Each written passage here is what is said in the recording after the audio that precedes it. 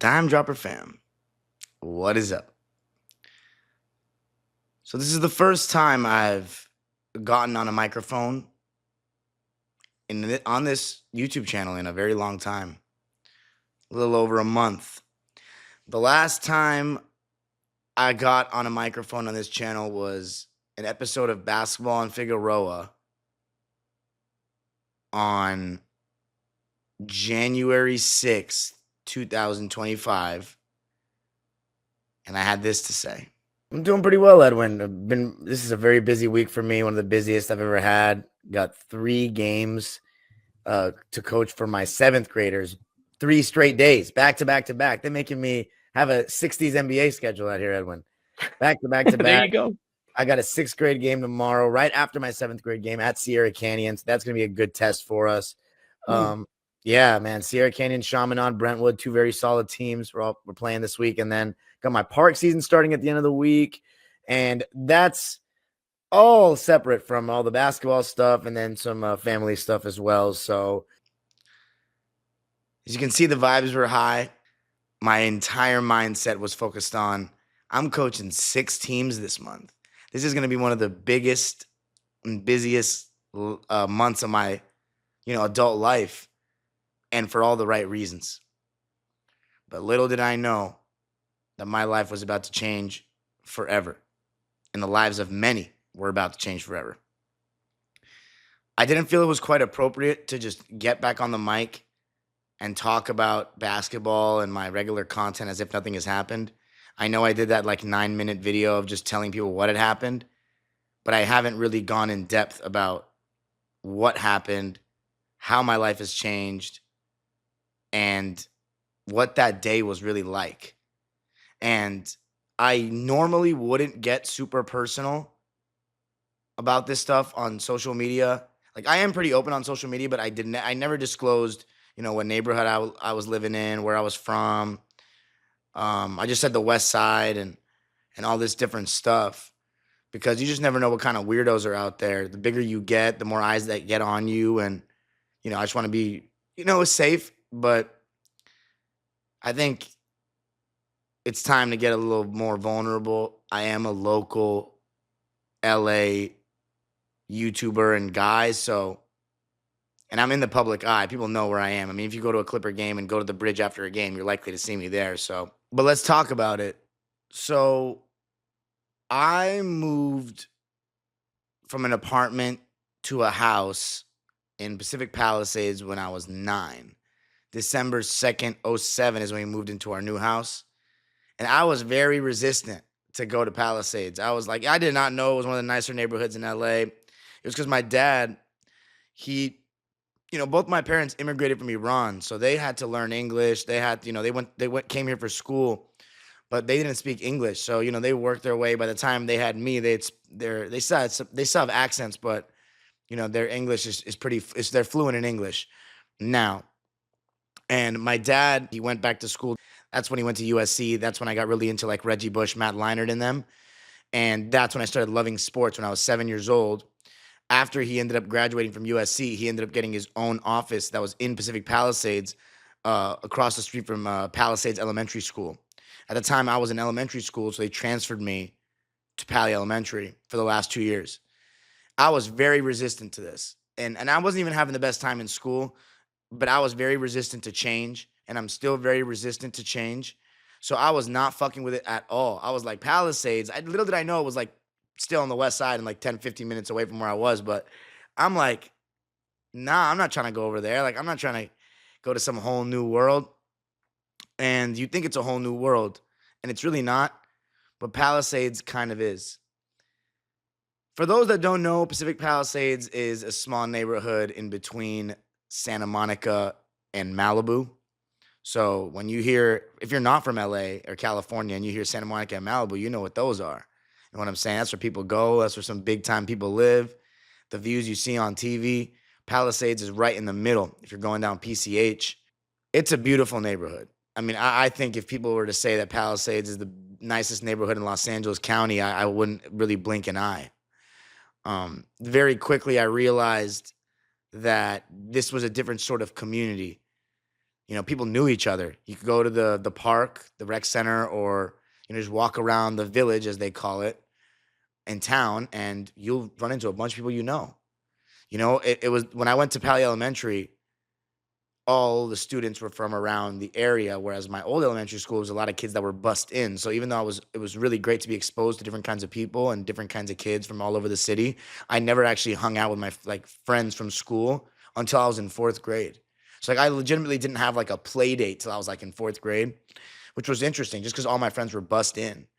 So that was a new experience for me, like having moved into the neighborhood and living in a house now, which, by the way, it took me a while to appreciate that I was living in a house, from an apartment, from dribbling my rubber basketball in the hallway and getting complaints from the neighbors. Now I have my own basketball hoop, and it took me a while to be appreciative of that.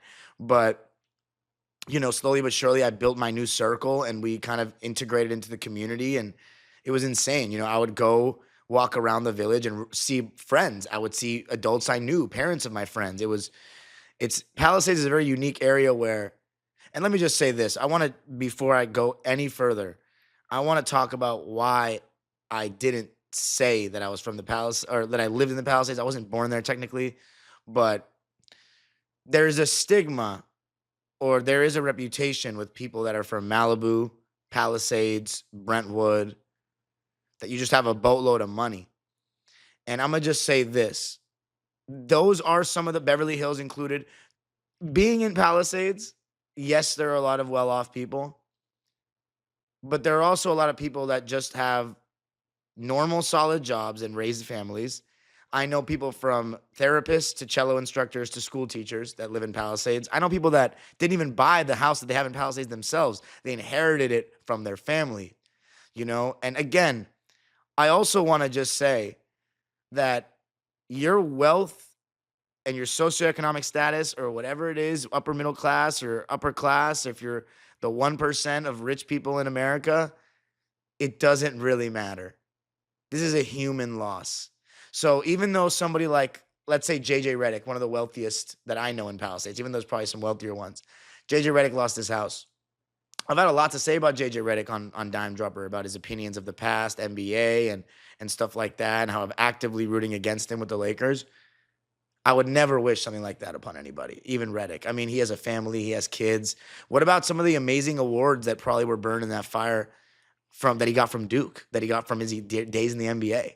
What about his kids and the stuff that they've built up over their 10 years and his wife? Like, this is not just about the Palisades either. It's also about Altadena. But the point being that it didn't matter if it was Woodland Hills and Compton or Palisades and Beverly Hills or Altadena and Westwood. Losing neighborhoods and stuff like this happening to our city. I mean, any city, but our city, it hits so close to home. And you never in a million years think it can happen to you. So I just want to say the Palisades, really, really friendly people. One of the nicest neighborhood in Los Angeles. And I really quickly started to see how blessed I was to be living there. I wasn't a kid.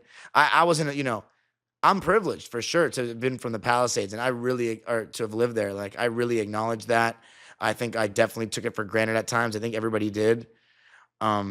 I wasn't the type of kid that got courtside seats to games I went to. I wasn't the type of kid that got good seats at every sporting event I went to. Hell, I'm a Clipper fan because we didn't, not that we didn't have the money for Laker tickets. My parents didn't think that was an investment we could make. That was just like, Laker tickets, $100, no problem. Like, that wasn't the way I grew up.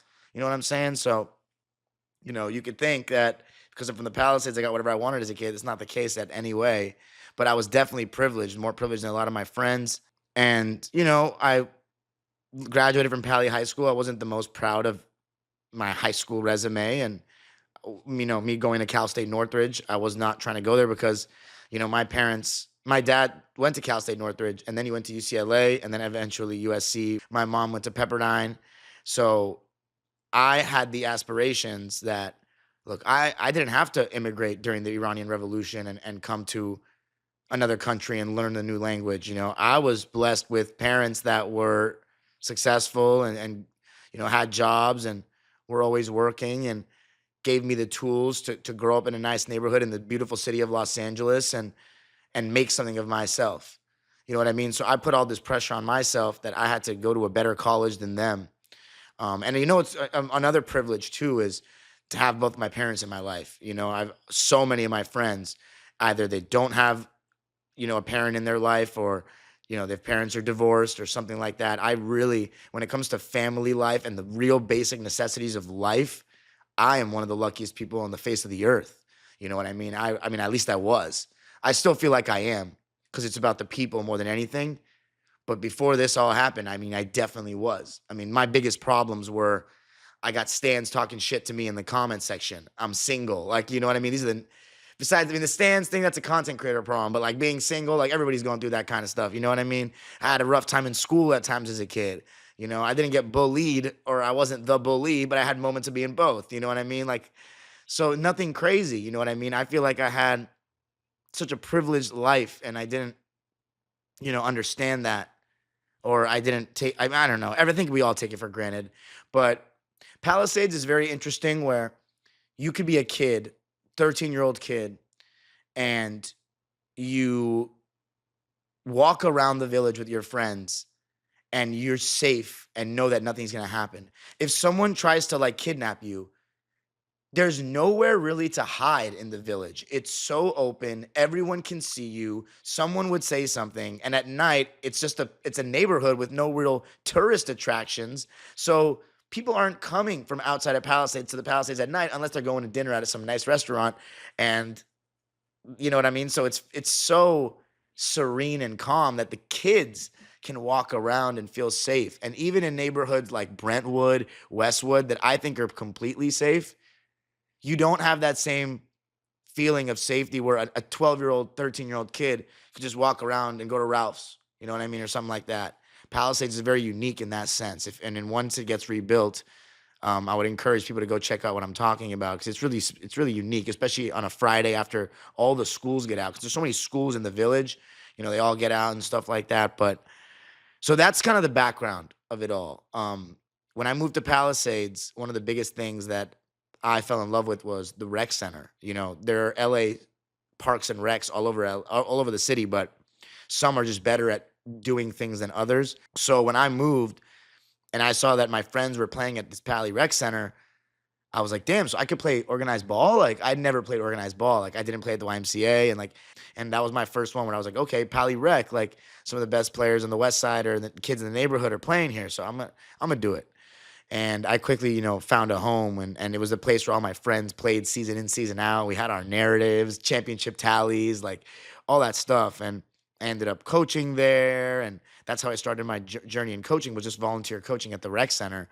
So I would do that on Saturday, and our club team got basically built out of the Pali Rec Center, which is, to me, besides maybe the Cheviot Hills Rec Center and the Westwood Rec, I think those are the three best on the West Side, with all due respect to the Penn Mars, the Mar Vistas, the Barringtons. Great parks as well, but Pali Rec and Cheviot Hills, I think, and Westwood probably take the cake. But Pali was so good at producing leagues and stuff like that, so it was really something I look forward to. So I went to UMass, everybody knows, at the time of my life. Graduated during COVID, started Dime Dropper, because I'm like, what the fuck else am I gonna do? I mean, I did not, and I'm gonna be very honest, and I've not opened up about this like that on my channel, but when I was in college, I did not work for the school newspaper. I did not do any media work. I partied my ass off in a frat for 3 years because I wanted to fucking party, and I didn't feel like at high school I had enough fun. So I made sure in college I had all the fun I like that I could have. And I know I don't put in the time and effort to talk to them more and call them more. But my friends from UMass, like, they changed my life a lot. Like, they really kind of revived my confidence. And, I really can't thank them enough. Like, I thanked them so much when I was there. And like, I was always fearful of what the future would look like. Like, I remember being at parties during that time, solo cup in my hand. And I remember thinking to myself, like, one day this is all going to be over. I'm going to move back home, and I'm not going to see my friends like that again, that I've built a bigger circle than I have in LA. Like, I legitimately have more friends in the East Coast than I have in LA now. And I remember being so fearful of that and just like wondering if how down bad would I be, without my friends. And I miss them so much. But I came back. I started Dime Dropper. We all know the rest. Bubble Rant, 2,000 subscribers. I built up this channel. I want to say it was 2022, even the beginning of 2023.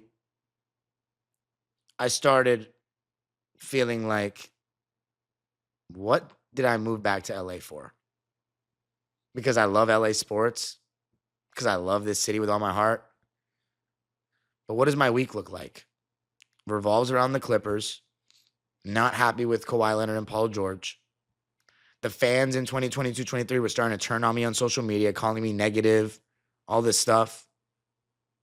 And then I just didn't, and on the weekends, a lot of my LA friends were all over the place. Some had moved back, some are doing their own thing, some live in other parts of the city. And for anybody that lives in LA knows, man, if you got friends that live in downtown and you're in Palisades, or if you got friends that live in Inglewood or Ladera and you live in Palisades, unless people are trying to piece up on an Uber or you're trying to be the designated driver, you're not really going out to downtown unless you're spending about $100.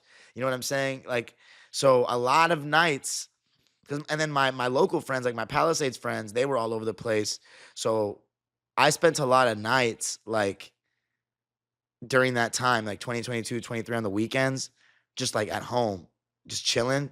And I remember being so uncomfortable with it and saying to myself, like, why the fuck did I leave Massachusetts, like, or the East Coast? Like, I could have moved to New York, could have moved to Boston with my friends. I would have no problems going out on the weekends. It was almost like I threw away my whole social circle to come back to something that I left for a reason, because I'm so loyal to LA and I want to be a LA sports content creator and this and that. But do I want to be an LA sports content creator more? Or do I want to be happy more? Those are the questions that I was asking myself. And I was thinking like, okay, you know what? After the first year at Intuit Dome, I'm moving back.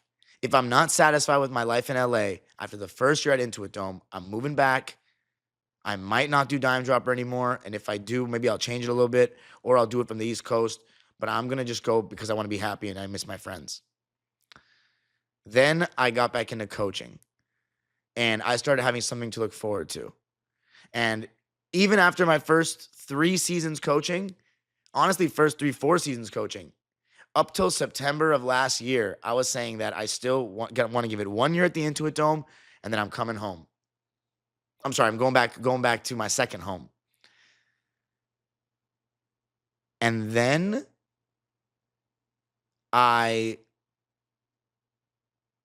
got the job at my middle school to be the 6th grade coach. And that changed my life because I finally got a team that I got to practice with twice a week. And I got to build the habits the way I wanted to with a group of talent. Like at the rec center, you get some kids that are really good basketball players that are hoopers. And then you also get kids that are there just because their parents signed them up. So I was now dealing with 12 hoopers. And man, did that change my life. 6-2 record. Only lost to a team that was in the division by mistake that were actually 7th graders. And I built a bond with my kids, some of which I'd already known from the rec center. That was very special. And that's when I realized that this talking in front of a microphone, in front of a camera, I really like doing it. This is no longer my dream. And I expressed that in my video at the end of the 2024 NBA season, after the Clippers season, that I've realized that sports media is something I want to do, but it's not what I look forward to anymore. I am a very competitive guy. I love to compete. I want to be part of a team. I always want next challenge for me. And I want to continue to be a better podcaster. I want to consider to be a better writer. But there's nothing that satisfies me like seeing a kid, make the extra pass. And we've talked about you need to make the extra pass. You need to look up when you're dribbling quicker. and seeing the smile on their face and the team's reaction after wins. I mean, building a culture, building, instead of me complaining about what James Harden or LeBron or Kawhi or all these grown men are doing, I get to do things. I get to compete. And, something that sticks out to me is when I was at the peak of like getting slandered by some Clipper fans, they were saying like, why do you complain? Just control what you can control. Well, I took your fucking advice. Now I'm controlling what I can control. I got my own teams. I'm building my own thing. And it really has decreased the stress levels watching the Clippers. I've kind of like lost my joy with the Clippers in terms of like the fandom of it all with Kawhi and James Harden. Even though Harden's been a great Clipper, everybody knows the way I feel about the way he plays basketball. So that's made it also harder for me. And I try not to say that too much because it really offends people because they're so, everybody's at different stages of their Clipper fandom. I'm 20 years into it and I just hit a rock bottom when we got Harden, like a real rock bottom. And I don't care how, unless he wins a championship, it's like, I don't care what he does. I think he's been awesome, but it doesn't make me enjoy watching him play basketball. It doesn't in any way.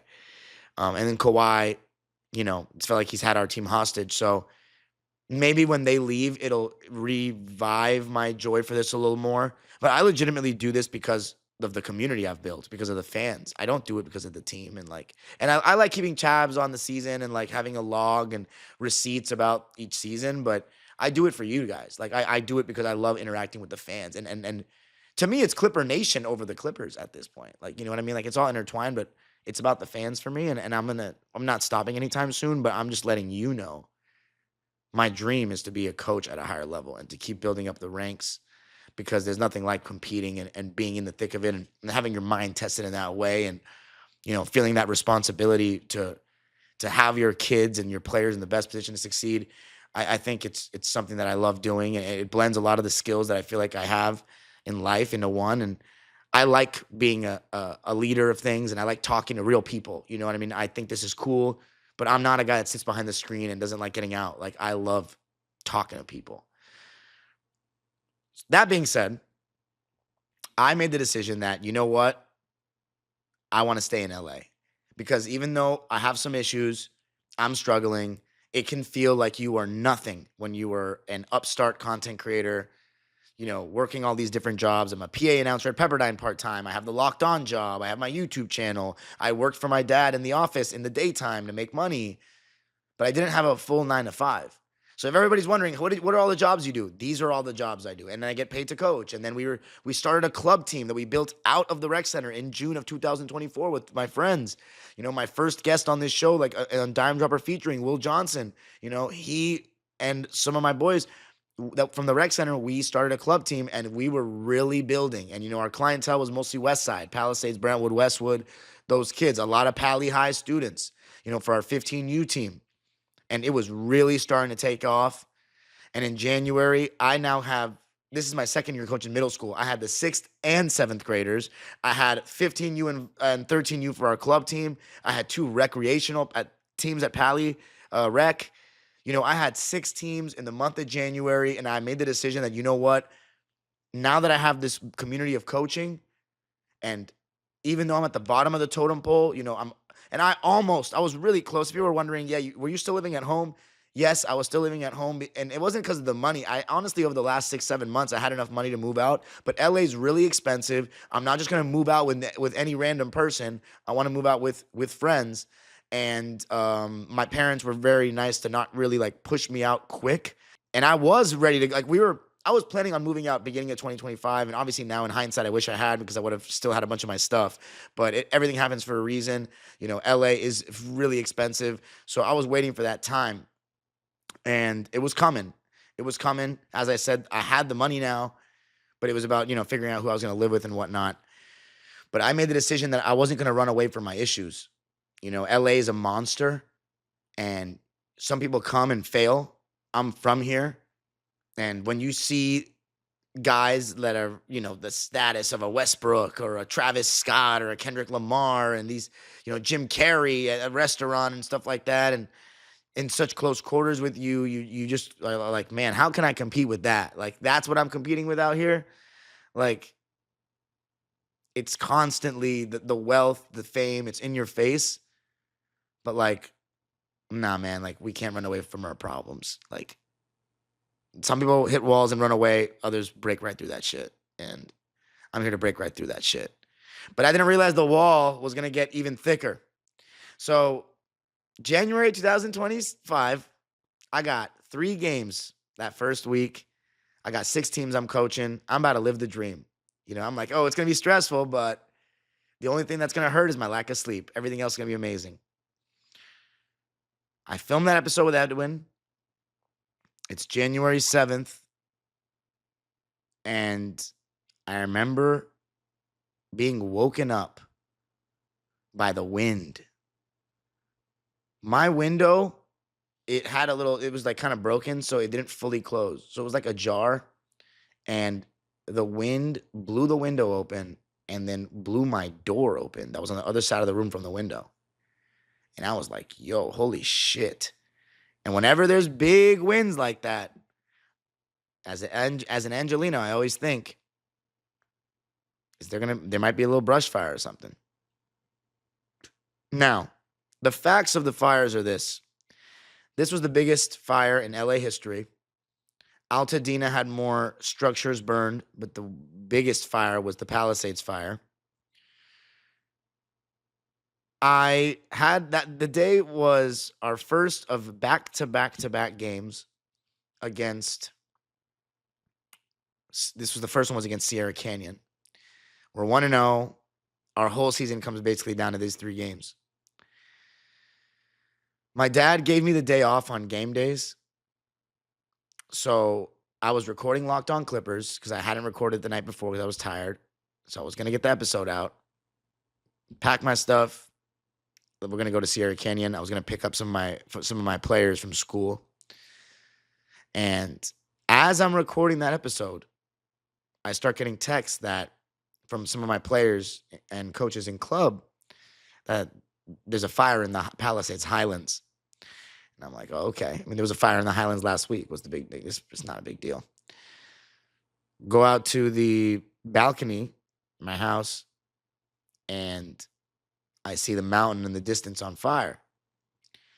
And I'm like, oh, okay. That's kind of significant. And an hour later, this cloud of smoke was building. And I was like, shit, like maybe some of my kids are going to lose their house in the Highlands. Then we get an evacuation order, Amber Alert, that everybody in the Palisades has to leave. Never in my life had I gotten something like that everybody in the neighborhood has to leave. So I was like, okay, this is precautionary. Like, let's just make sure I have my stuff ready to leave for the game. And as this is happening, my kids are saying the school's being evacuated. And the school that I coach at is not in the Palisades, but it's in, the neighborhood over. So they're like, we're getting evacuated. I'm like, so where do I pick you up from? They said Uni High School. I said, Uni High School? I'm like, okay, that's fine, but this is a logistical nightmare. You're going to ask all these parents that are normally supposed to pick you up from this location to go to this location. Aren't the kids from Uni High School there? Like, what's going on? Like, how is this going to happen? Am I going to have to pick you up from there? Is this going to delay us in our game? So then I'm thinking to myself, should this game even happen? And I get a call from 2 of the kids, and they're like, yeah, our parents don't want us to go. They're afraid that our house is going to burn down. They want me to be with them. I said, fair, totally fair. Let me call and see if I can get this game canceled, because this is not like the kids are sick or injured. This is a natural disaster. You're evacuating the school, so it makes sense to let's reschedule this game. I call our athletic director, or like the guy, my boss, and he was saying, let me touch base with Sierra Canyon. Calls Sierra Canyon, then he calls me back. Mind you, I'm standing outside my house, not gathering things. I mean, you know what's crazy? I had like $2,000 and a bunch of gift cards I had just gotten for Christmas, and my computer that I did all my work on, and stashed them in my backpack. And I was ready to bring them to my car. But because I would lose service when I walked into my house all the time, I was staying outside to field all these calls. I'm getting calls from all my players asking if the game is still on. Mind you, I have to coach 2 games, 6th and 7th grade at Sierra Canyon. So the parents are calling me asking if the game's happening. The kids are calling me, and I'm hearing word from my boss, is the game going to even happen? And he tells me that they're saying it would be too hard to reschedule. I think once you get out of the west side and you get on the freeway, you'll be fine. At this point, they're just talking about playing this game, and I'm not even thinking about what I should get because at this point, I am so naive. I'm thinking there is absolutely no way that a fire is going to come down to the main village and the mainland by Sunset Boulevard and all that. There was no way. We've never seen that before. So I'm like, let's just get the fuck out of here and go to our game. So my friend and I, we go to the game. My dad came home for lunch because remember, as I said, he moved to the Palisades for work. So it was very convenient for him. He would come home for lunch. And so he didn't think much of it. He got a couple of things. My mom is at work, so she has no chance to get anything. And my sister, my younger sister, she had some things there, but she was living in a spot with her college friends. So I was at our game, and two of my best perimeter defenders did not come. Two players showed up late because of all the traffic due to the fact that they had to be picked up at a different school and all that. So we are completely out of rhythm, completely out of sync, and end up losing by 13 to a Sierra Canyon team that cannot fuck with us when we're fully whole. At all. At all. And on top of that, they said they would delay the game up to 30 minutes because of the issues that were going on with us and having to get there. Total lies. Because what happened was all the parents of Sierra Canyon expected the game to start at 3:30. And so the parents are arriving at 3:30. So we delay 15 minutes. That's 15 minutes of just parents watching kids do layup lines. Do you know how awkward that felt? It felt like I'm just holding this entire event back from happening because we're missing two kids because I feel as though they don't deserve to miss this game because of a natural disaster. So they end up starting the game at 3:45. We didn't even wait till 4:00. So the Sierra Canyon did not hold up their end of the bargain. And besides that, one of their ADs was making jokes about the fires, which I couldn't believe. And then their coach, when they were up by 13 points after my kids had been through the ringer the whole day with a running clock under a minute left, was holding the ball playing keep away when it went out of bounds for my kid. When we were down 13, we'd already lost the game. That memory is going to be etched in my head until we can see them again next year. You're also Ryan.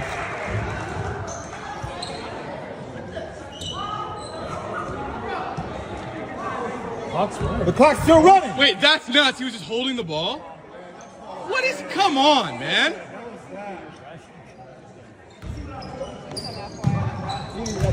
You're up by 40 points. Is there like a board I can talk to about this or something? Someone I can file a complaint with? That was totally unnecessary. She was just taking her sweet time. Yeah, that's nuts. But that game ends. I'm fuming. And at this point, I still have no idea that my house has any chance of getting hit. Any. I'm just like, okay, let's just get the sixth graders a win and let me get out of here and go check on what's happening with Palisades. Before the game begins, my friend that came with me to the game shows me Pali High's baseball field in flames. And that's when I started to worry. I was like, whoa, like that is down. That's not the Highlands anymore. We're getting close to the village. We're getting close to me. And I'm like, okay, I got it. What the fuck am I supposed to do right now? I got to coach this game. You know what I'm saying? I have to coach this game. And yeah, you better believe that my mind was all over the place. The game ends immediately. Immediately, I look at my phone. My friend is having a panic attack because he's recording with my phone.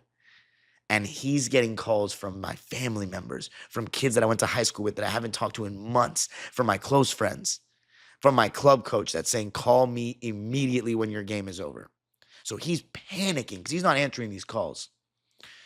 So I call my dad. I'm like, Dad, what's going on? He said, he told me he was at my sister's house and that we don't know what's happening. We don't know. It's dangerous. He said, no one can go back to the Palisades. My friend's like, let's go back. We got to go back. I'm like, go back and do what? Put the fire out? Like, what are we supposed to do? Like, there's not letting anybody go back there, but he was just in a state of, I don't know, like a state of panic. Didn't know what to do. So I'm like, listen, man, because the 8th graders are playing after us. It was like a triple header, my school versus Sierra Canyon. I said, I think we got to stay for this game. Once this game is over, we can do whatever you want. And he didn't like that. He was arguing with me on the bleachers in front of the parents. And by the way, the parents are all checking their phones because so many of them are either going to school there, or their kids go to school in Palisades, or their houses are in Palisades, and they made them drive them out to the game. Insane. Like, they're just checking their phones. Like I love, listen, I'm all about youth sports. I think the youth sports is the best thing ever, but there are more important things sometimes than a youth basketball game. Those can be rescheduled. Just put in some fucking work and make some calls. I told my friend, I said, look, man, when we walk out of this gym after this game, our life could never be the same. And this is the last hour of normal life, watching this kid's basketball game, joking about it, that we're going to have for months. And I was right. And mind you, it's my house that's in danger. His house was fine, but his car was on my street because he left it on our block, which again was really stupid. But again, we were so naive. I think everybody was so naive. So my phone had died because it had been, spent recording 2 basketball games in a row. And I didn't have a car charger, shockingly, which my friend Envy used to give me so much shit for that. And so I'm like, okay, let's go back to my friend's house. But his phone had no service. So he had no directions to his house to charge my phone and make some calls. So we stop at a gas station. I get a car charger, and I'm sitting there waiting for my phone to turn on. And I see all the texts rolling in. So then I start responding to each one. And my co-coach for clubs, Zach, he said to me, Darian, call Mel, who's one of the parents of one of the kids we coach, and he was doing an Instagram live, and the houses on your street looked like they were in real trouble. And I called Mel, and usually when he answers the phone, he's super jolly. Hey, D, what's going on, buddy? Like, he's just so jolly. And he said, oh, Darian, the houses on your street were all on fire when I last checked, but there is a chance it didn't get to your house. This was him mainly trying to give me some hope. But when I heard that tone in his voice is when I started to think, like, there's no way that this is happening. Like, this is not happening to me. There's no way. There's no way my house can burn down. There's no way that this can't happen to us. Like, this is not real. This is a nightmare. Like, I'm just dreaming. Like, this just can't be a thing. And I'm seeing the text roll in. So then I'm like, I just got to go be with my parents. Like, I just got to go back. Got to go be with my parents. As I drop my friend off home, this entire time I'm thinking, I put my backpack in my trunk before we left. And then I checked my trunk, and my backpack wasn't there. And I realized that I had been so caught up in the game. I had my stupid tripod that I bought 3 months, like about maybe a month or two before. No, like 3 months ago. And I didn't have my computer with thousands, like a couple thousand. And yes, if you're wondering, why did you have that much money in cash? I was lazy and I was using it for emergencies. And yes, I made a huge mistake. I get it. Put your money in the bank account. Yes, lesson learned. But my computer, you know what I mean? I had all so many documents on it. That whole dime line, the whole 60s studying that I did, that was lost. So many things. But at this point, I still don't know. Right?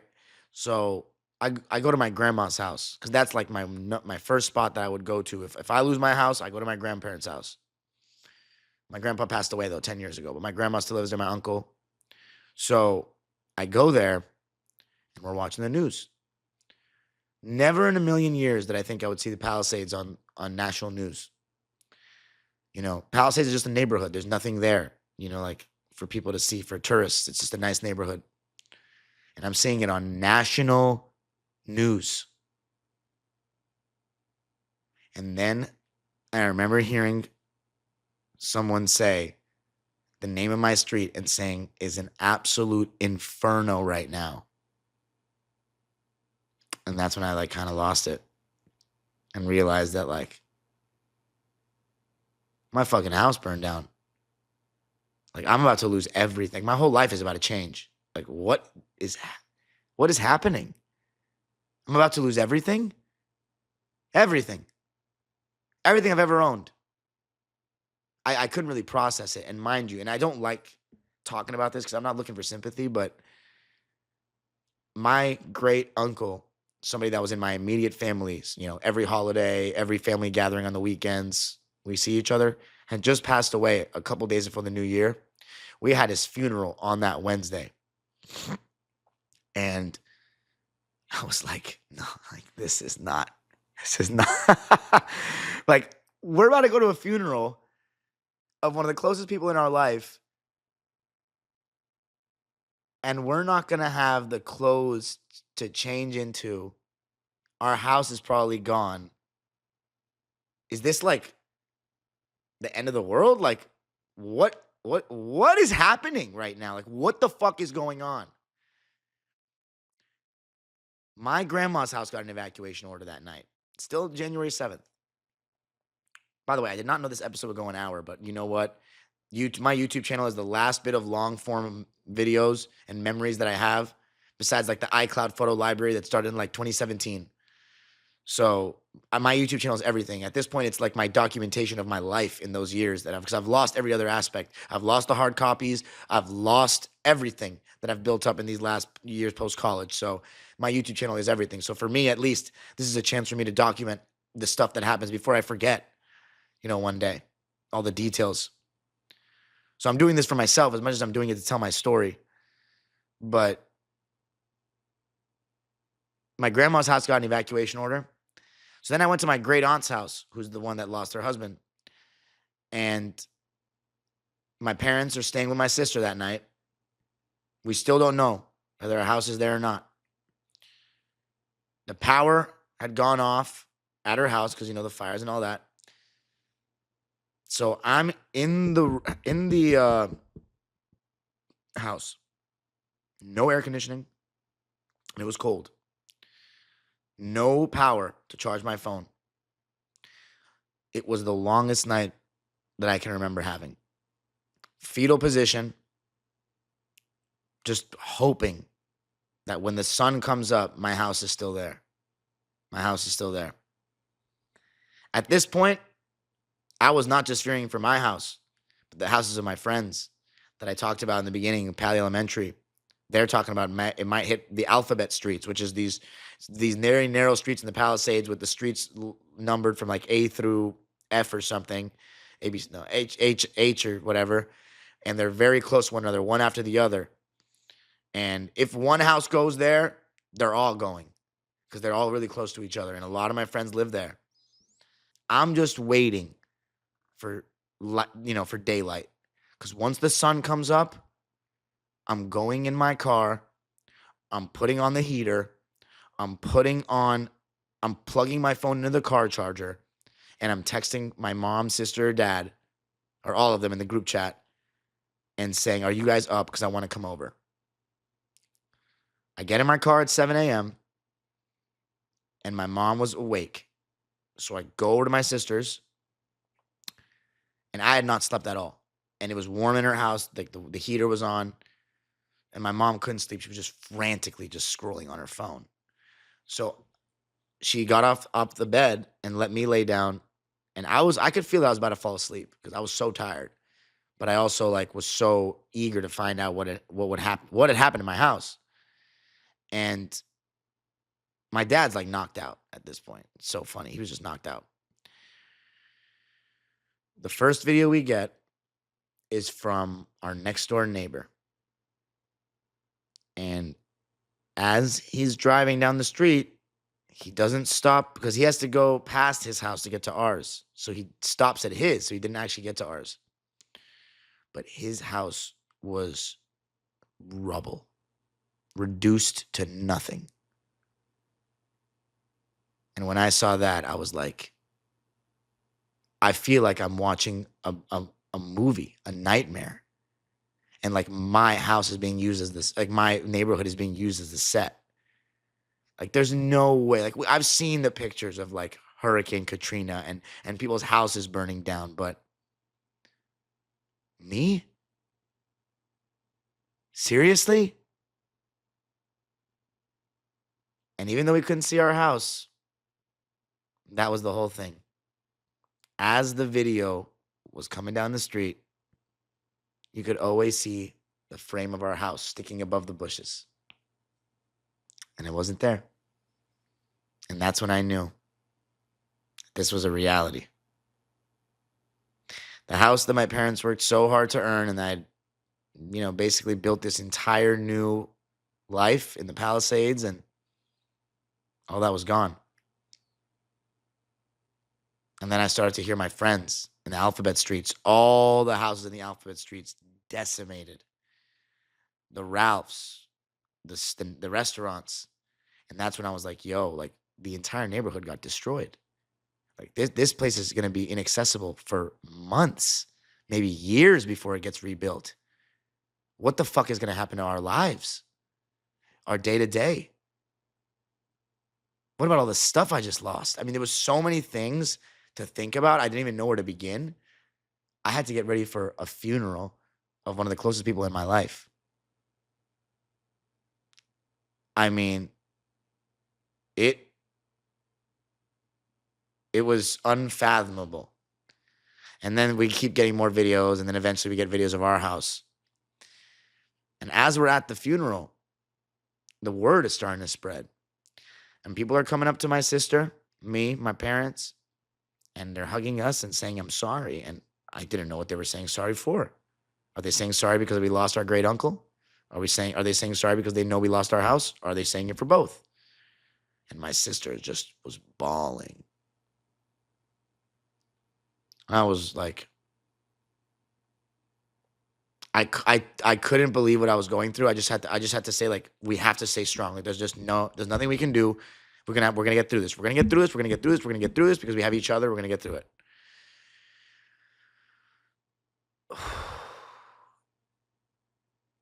I never want to relive that. I feel as though I thought it couldn't get worse than my grandpa dying. That was the worst day of my life. But like January 7th and 8th of this year, I mean, stiff competition. I mean, so, I spoke at my great uncle's funeral, and then the next step was, what am I going to do? And I started thinking, like, I've really just lost everything. All of, like, let's just think of the stuff. All the Clipper and basketball merch and memorabilia I had built up to this point. I was a collector. I had jersey collections. I had DVD collections from my childhood. I had my little like Yu-Gi-Oh card collection, my action figure collection from when I was a little kid, my Nintendo Entertainment System, NES, my PS3, things that I hadn't used, but I knew they were there. My yearbooks, all the school IDs, the stuff people wrote, the class projects that I kept, all of them gone. And there were some really cool pieces of clothing. But the number one thing that I can't get over is the videos that were either not put on an external drive and the game tapes of me hooping as a kid and at my birthdays. Because those weren't just for me. Those were like for my best friends. That was our log, our archive of us playing. Basically, every single memory of me playing basketball as a kid is gone. And I don't think I'm ever going to be able to get over that. Ever. Because you can replace some jerseys. I've already, thank God for, Mitchell and Ness and Fanatics and all the Clipper fans that have donated. I mean, I really can't thank you enough to replenish some of the things I've lost. I mean, it's never going to hit like having those things that you got from the game that you went to, but it's the closest thing. Like, I'm never going to be able to get my Tracy McGrady jersey that doesn't fit me anymore again. My first jersey, it's gone. But you can replace a lot of those jerseys. What you can't replace are those tapes, those comments that were written by people in my yearbooks. And I'm a sentimental ass motherfucker, man. Like, I have a lot of sentimental stuff, and like it's not just stuff to me, it represents things. I had a log, like a journal I would write in after my days in high school, like my really bad days and my really good days, and it was like a memento. And I lost all those things. And so did my parents. And here's the thing. And honestly, I wish it were just me. I really do. But the fact that all of us, I mean, everyone that lived in the Palisades, Alphabet Streets, and basically almost everybody I know that lived in Palisades lost their house. Almost everyone. And it's funny because the area that the fire initially started, the Highlands, a lot of their houses are okay, but they're not livable right now because Palisades is literally went from one of the safest neighborhoods in LA to one of the most dangerous neighborhoods in LA because the air is so bad you can't even breathe it. So I'm just seeing these pictures, man, and I'm just like, all of us were so privileged to live in Palisades. I know my friends from other areas that went to school at Pali were like, man, these people are so lucky, like to be living here, like they don't even know. And I guess this was the great equalizer of adversity, This wasn't supposed to happen. A lot of people worked for their amazing houses in Palisades, but now everybody that lived in the Palisades this is part of their story. This is the adversity that we went through. And it's like, I don't know, it's like almost like a punishment from God. Like this amazing neighborhood and Malibu as well. And I've only not speaking on Altadena because I haven't spent too much time there. I've spent time in Pasadena, but not in Altadena really. But, Palisades and Malibu, it's like where people go when they've made it. And for those neighborhoods to be cooked, I mean, it's out of a horror movie. Like some of the, it's like, you know what? Nicest neighborhoods in LA, let's just burn them to the ground. Like, let's just do that. I don't know what to say. But I'll never be able to get over those tapes. But more than anything, guys, it's the sense of community. This is what my week looked like. Monday, Tuesday, Thursday, and Friday, I worked for my dad during the daytime. I would have practice Monday through Thursday with my 6th and 7th grade teams. And then at some point of the week, I had my 1-hour practice with my rec teams for Pali Rec. And then on Fridays, we had club practice. Our gym was in the Palisades. And Sunday, club practice. Our gym was also in the Palisades. And then on Saturday, rec ball all day long in the Palisades with all the communities and families coming together to just chat shit and watch their kids play games that they're going to forget in like 3 months, but it feels like the NBA Finals in that moment. Now, what did I have? Our club team's been displaced. A bunch of kids are moving. I know some of our kids that have left LA County. They've gone to Orange County. They've gone to Santa Barbara. The rec center is burned. We are not going to have Pali Rec Ball for at least a year. And to be honest with you, that was my happy place. That was what I looked forward to on Saturdays. I'd willingly miss Clipper games because I got to spend my days there. And then just my house, like the comfort of knowing that I'll never be able to go to my room again, to feel that safety of my room. Like I'm filming in the living room of someone's house right now. And like, I'm so thankful that my parents' friend's daughter, who, I mean, I would consider her my friend and these people my friend too, but the fact that they've been so generous to let me stay here and I haven't been with my parents has been so nice and appreciated. And, I hope one day, they're not going to watch this video, obviously it's too long, but one day I hope I can repay them for what they've been able to do for me. But I feel like it still hasn't hit me. And I was so thankful that we still got to finish our seasons. Of course, the games that week were canceled. The Brentwood and the Chaminade game were canceled. But, I got to have my 7th grade team lose a semifinal to Dante Jones and Gilbert Arenas' kid, Alani Arenas, in a really amazing game against probably the best middle school team in LA County in Heritage Christian. And, we brought them to the very end. And I was so proud of those kids. 2 of them lost their homes. Then my 6th grade team ended up winning the whole thing, winning the championship of our league, which was my biggest honor as a coach thus far. So that was amazing to have those wins, to have that season and have those wins, even though we did lose 2 games that we never got made up. In 6th grade, we lost 1 game that we never got made up. So for me, in total, 3 games that we never got made up. And we still ended up having a great season in the end. So I'm so thankful for that. But Pali Rec Center, I mean, we're playing at another gym right now, and it does not feel the same. Bunch of kids dropped out of the league because they've moved. And, I've talked to those parents at the gym, and they're all so emotionally distraught. And it's the parents that are way more emotionally distraught than the kids. Because the kids, a lot of them are 12, 13, and while they've lost a lot of stuff, they're resilient and they're still very innocent. But it's the parents that, when they have kids that are in school, my parents are lucky that they have kids that have already left the nest, or like are adults, even though I hadn't quite left the nest, I was about to. I'm self-sufficient. But the parents with kids and wondering where they're going to send their kids to school, what's Pali High going to look like? Pali Elementary burned to the ground. All those elementary schools in the Palisades burned to the ground. What are they going to do? Where are they going to move? I've heard parents that are saying they're in El Segundo, they're in Palos Verdes, they're in Manhattan Beach, they're in Sherman Oaks, they're in Encino, they're in Brentwood, they're in Santa Monica. I mean, everyone's everywhere. Everyone's all over the place. Nobody knows where to start. Nobody knows where to begin. Palisades cannot be accessed. It's just insane to me. Those days right after when I was driving down in Brentwood and in Santa Monica, knowing that, wow, I could just literally go right there, and that's where I used to go home, and I can't go there. There's National fucking Guard. It's surreal. It's insane. It's the most forbidden area. Altadena and Palisades are the most forbidden areas of Los Angeles right now. It's wild to me. And all those business owners, it's not just the people that lived in these areas. What about the business owners? What about the people that worked there? What about the guys that drove? I remember my guy Jaime, the UPS driver. That was his route, Palisades, every single day. And and everyone's going to say, oh, these people they'll get the replacement jobs. They have insurance. Are you serious? Is that how much lack of, empathy we have for people?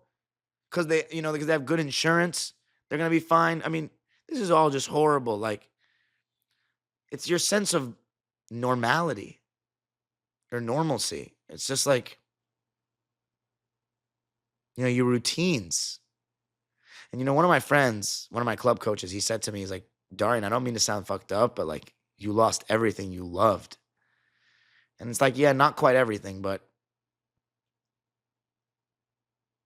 I miss the rec center so much. I miss my life, my walk around the village, just my house.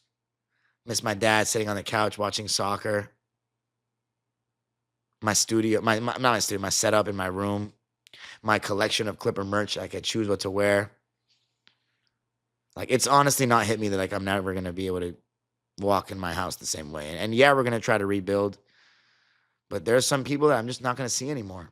They're going to move to different neighborhoods. They're going to, live their new lives elsewhere. And our club team has been hit so hard because LA is so fucking hard to find a gym to practice basketball in because we're an outdoor city. And the rec center, that's really crushed me. And then, of course, the stuff we can't get back. We'll be able to build a lot of it back. I'm thankful for those that have reached out and helped me in these times. But this is just part of my story. This is just part of everyone's story. Palisades is the most incredible place I could have grown up in. Extremely privileged. And I acknowledge it all. But I don't think I deserve this. I don't think anybody deserves this. Even if you had $10 million a year salary, like a JJ Redick, nobody deserves this. Nobody deserves to have this taken from them. Lose all their stuff, lose everything they've worked for. But we're going to rebound, and I'm willing to do whatever it takes. I went and saw Palisades for the first time a couple of weeks back, and it was horrifying. It was literally like a bomb was dropped on the entire neighborhood. My whole street was destroyed. I was standing in the rubble, and it was like, the washing machines, I could tell where they were, and I could see my bathroom tile like just ripped apart, and I could tell what it was. And just locating different things of what was in your house, and it's like not one piece of clothing made it. I saw a cinder block weight and some tequila bottles made it. It's like, it's unfathomable. But I miss that house. I feel so bad for my family. Like my dad, for him to lose his office and his house, like, and he's the one that, earned it. It's not me.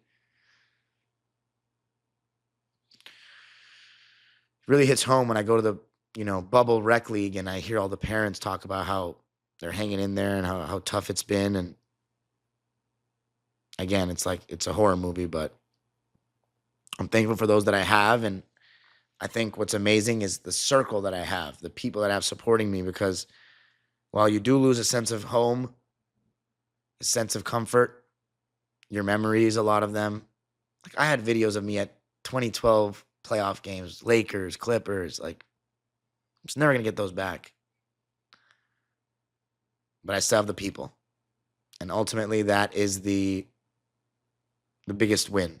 Is that I still have the people, I still have my body, and I'm still able to speak in front of a mic, a new mic, in front of you all. How does my life change?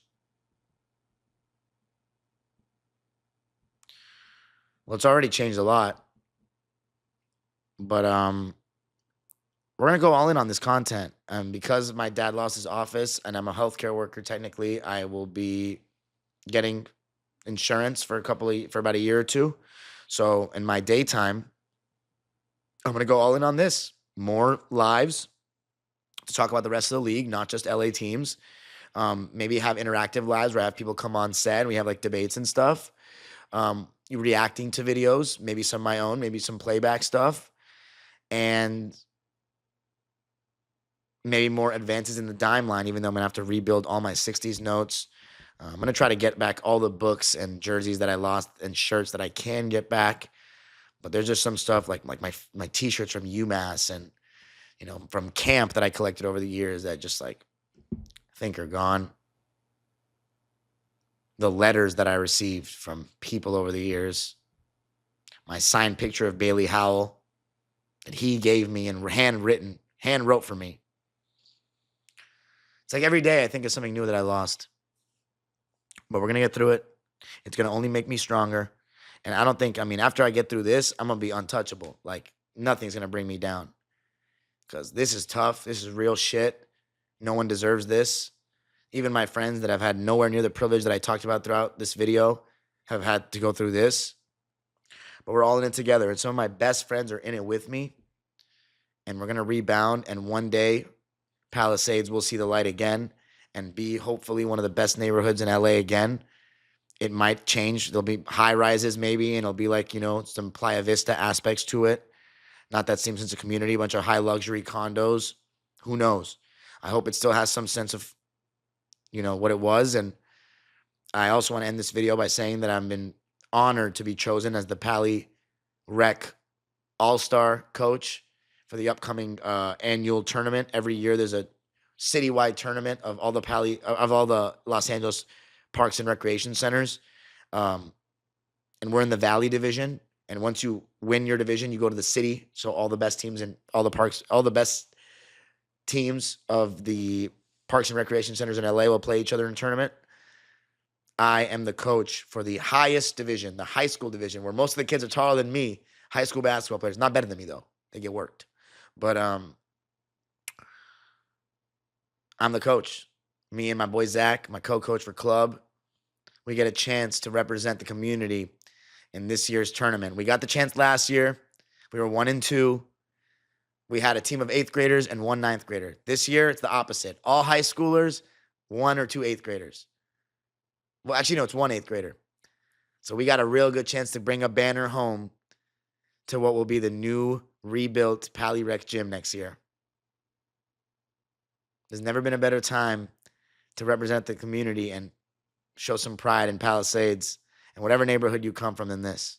But mainly for us. We're the ones that lost everything. It's the Palisades fire. The Altadena fire, or what'd they call it? The Eaton fire. We're gonna bring it home. Mark my fucking words. If it's not the last thing I do, I'm bringing this banner home for Pali. We're gonna have a banner ceremony in our new gym, and I'm gonna be there, helping unveil it. And it's gonna say my name on it. We're going to do it. There's no ands, ifs, or buts about it. I'm honored. I'm privileged. I thank the park, and I'm bringing it home for you. And that's basically all I got. You're going to keep seeing the journey. I kept saying I was going to do like a docu-series, like document my weeks. I wonder if you still want that, let me know. Because I have been recording some videos, but it's like all the editing. Like, I'm doing the vlogs, I'm editing my own Locked On. Do I have time to post a weekly docu-series? Would anybody even watch it? I know you guys just want to hear me talk about the players and like basketball and stuff. You don't want to hear me talk about me. So I don't know. Is this compelling for you guys that you want to see this type of stuff? Let me know. Maybe I will post a docu-series, showing my progress as I've gotten back to, rebuilding my platforms and doing this. And yeah,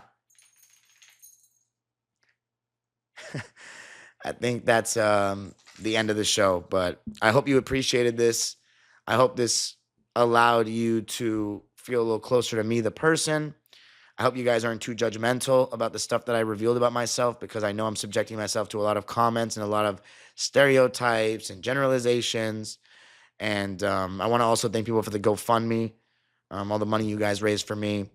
I'm not as nervous about the financial side. I think with the insurance and the jobs I have, I'll be okay. It's more about like everything that I've lost, the sense of community. I mean, I just miss the village so much. I miss the normal life that I had. And like, I would do anything to go back, take away everything I've been given, this new computer, this new microphone, this LA Strong hoodie, take away everything. I just wish I had my life back. It was so privileged. And I guess this was the great leveler, but we're going to get through this. We're going to come out stronger. Appreciate you all for listening to my story. And now, back to our regularly scheduled Dime Dropper programming. Get ready to get back live, people, because when we get back from the All-Star break, it's Clippers, Lakers lives almost every single night at days that I'm not at the game, and daytime lives as well. Not necessarily every day. I will post about them, talking about other teams in the league, and very soon I will be doing my big check-in on every team in the league, because I have not this season. I apologize. The fact that you're going to always have a month to look at of like no basketball content besides vlogs on Dime Dropper for this season is going to suck. But if there's any excuse, it's this one. Dime Dropper fam, love you all. If you want to donate to me, you can hit the super chat, super stickers in the comments. But I hope you watched, and I hope if you got to the end of this, that means you're a real one and you really care what I have to say. And I appreciate you all. I love you guys. All right, peace.